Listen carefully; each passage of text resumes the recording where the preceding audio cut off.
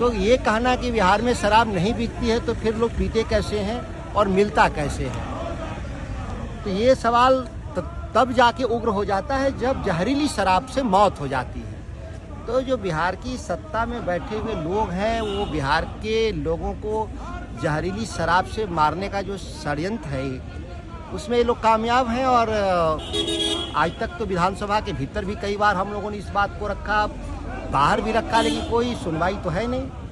दोषी कौन है? लगता है दोषी कौन है? सत्ता का संरक्षण मिल रहा सत्ता है? के शीर्ष पर बैठे हुए ये संरक्षण भी देते हैं, उसके जरिए राजनीतिक फंडिंग भी हासिल करते हैं। और मैं पहले भी आरोप लगाया था कि पूरे बिहार में हर थाने में एक छोटा दरोगा बैठा ही है इसी काम के लिए, जो पूरे नेटवर्क को संचालित करता है। और ये कोई बात छुपी हुई नहीं है। आप बिहार के किसी कोने में, इसी कैंपस के भीतर में मैं शराब की बोतल, दर्जनों बोतल मैंने ही उद्भेदन किया था उस कोने पर, इसी कैंपस के भीतर।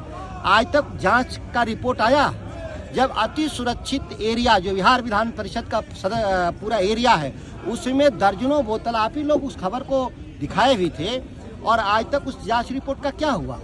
कहीं कुछ नहीं कार्रवाई। संशोधन होना चाहिए। मैं शराब को लेकर के मेरी धारणा साफ है कि मैं शराब को ही लेकर नहीं, हम उन तमाम चीज़ों को लेकर जो खाने और पीने की जो सामान है उस पर प्रतिबंध जैसा लगाना एकदम से ही आप कह सकते हैं कि मानसिक दिवालियापन, यानी कि खोल देना चाहिए शराब।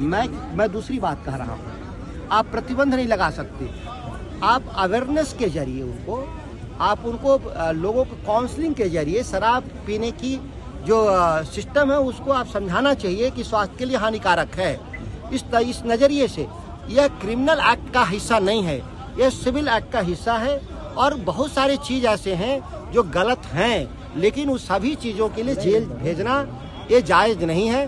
और पूरा जो सरकार चलाने का जो मैकेनिज्म है, जो तंत्र है, वो इस काम के लिए केवल नहीं बना है कि बिहार की जो जनता टैक्स देती है वो सारा पैसा सरकार चलाने में चला जाए।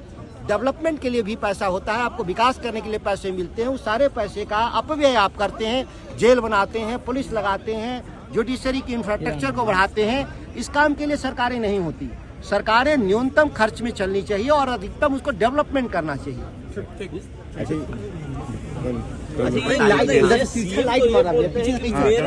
शराब चालू नहीं हो।